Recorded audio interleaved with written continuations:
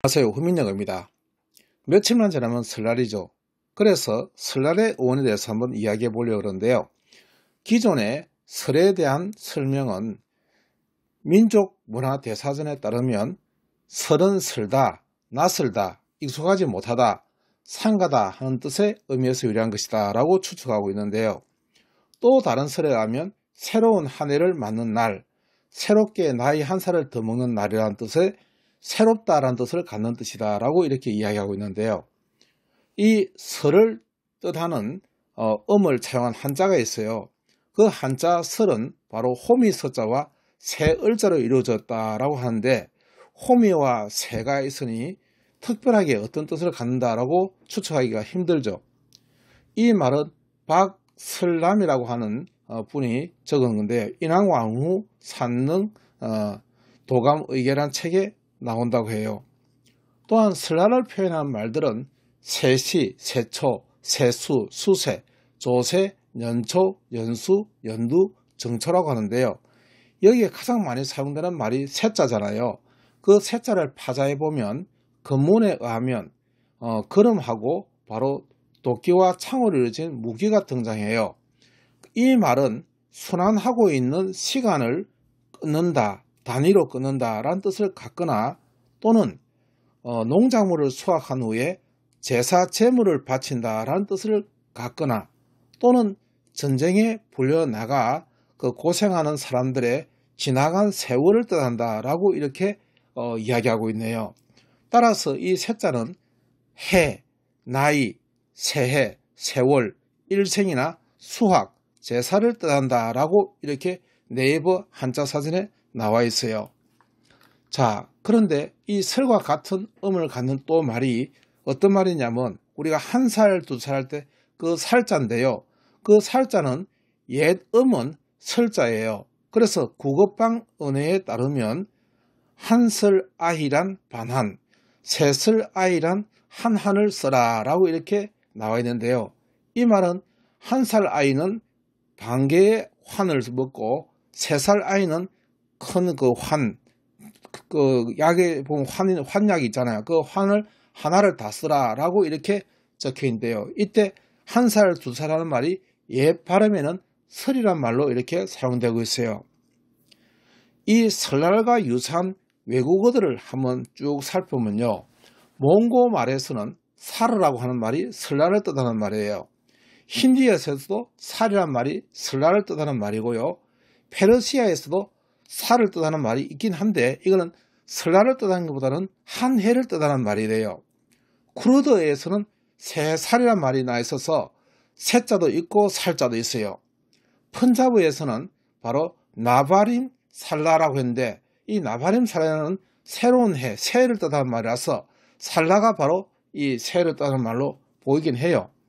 네팔에서도 나야 살라라고 해서 새해를 뜻하는데, 이때 살라는 바로 한 해를 뜻하는 말로 사용되는 것으로 보여요. 그 다음 사모아에 가면 따우살라라고 하는데, 따우살라는 가만히 보면 또 살이라니까 또 새로운 날이 된다는데, 이게 바로 설날을 뜻하는 말이 돼요.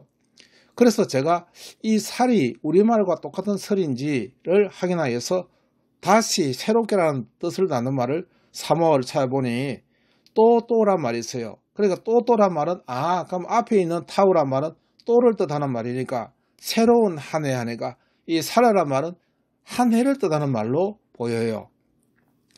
근데 산스크리트를 찾아보면요, 이 살이란 말을 찾아보게 되면 설 하는 말들이 유사한 발음은 설은 없고요. 살은 있는데, 살은 바로 마디나 솟아나다는 뜻을 갖고 있는 말이라고 적혀 있어요. 그런데 놀랍게도 떼라는 말이 있는데요. 이 떼는 여러분 들어봤는지 모르겠지만, 베트남에 가면 설날을 떼시라 불러요. 그 떼시란 말이면 우리가 떼옷 할 때 그 떼자가 바로 이 말이거든요. 마오리족에도, 마오리족 말에도 테타우호란 말이 있는데, 이것을 설날이라고 불러요. 그러면 우리가 설날이라는 말은 또 떼란 말이 된단 말이에요. 그래서 이 떼는 어디서 왔는가 보게 되면요, 한자말 절자에서 왔단 말이에요. 베트남 사전에 보면 나와요. 그래서 절자를 다시 보면요, 이 절자란 말은 우리가 국경일 할 때 무슨 절 하잖아요. 개천절, 광복절 할 때 절사잖아요. 그 절자란 말은 뭐냐면 마디나 단락을 뜻하는 말이고, 그걸 보게 되면 바로 부수가 대나무 죽이에요. 그래서 대나무 죽을 쓰다 보니까 이게 마디구나. 그럼 때란 말은 대나무에서 나온 말이구나 하는 걸 알 수 있죠.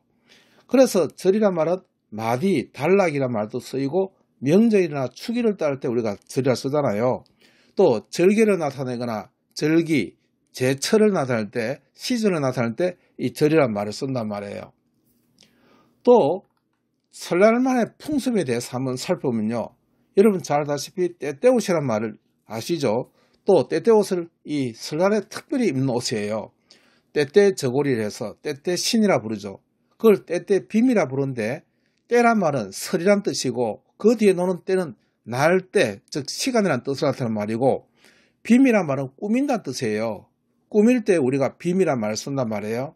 그래서 떼떼빔이란 말은 설날이라고 하는 시간에 입는, 꾸미는 옷을 떼떼빔이라 부르는 거예요.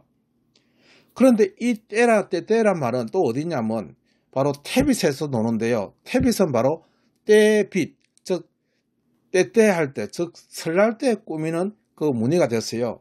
자세히 보면 그 떼떼옷에 있는 그 무늬와 태빗이라고 하는 무늬가 같은 무늬예요. 즉 줄무늬를 갖다가 태빗이라 부르는데요. 줄무늬 옷감을 태빗이라고 하는 직물 이름으로 쓰이기도 하고요. 고양이가 줄무늬가 되어 있는 고양이를 태빗이라고 불러요. 그래서 이 줄무늬 모양을 태빗이라 부르는데, 이 말은 떼빗이니까 꾸민다 뜻이겠죠. 그러니까 줄무늬를 꾸민다 하는데, 이 줄무늬 모양을 가만히 보게 되면요, 제가 금방 떠오르는 어떤 생각이 뭐냐면, 이건 대나무 모양으로 이렇게 보인단 말이에요. 그래서 우리가 앞에서 그 베트남에서 말하는 그 떼스하고 절을 나타내는 떼하고 이 대나무 모양으로 이렇게 길쭉하게 쭉 이렇게 되어 있는 거하고 연관성을 갖고 있단 말이에요, 이게. 예. 그 정도로 일단 이야기하고요. 또 설날만의 풍습이 떡국을 먹죠, 우리가. 그래서 설날에 떡국을 먹는 것은 나이를 한 살 더 먹는다는 의미가 있거든요.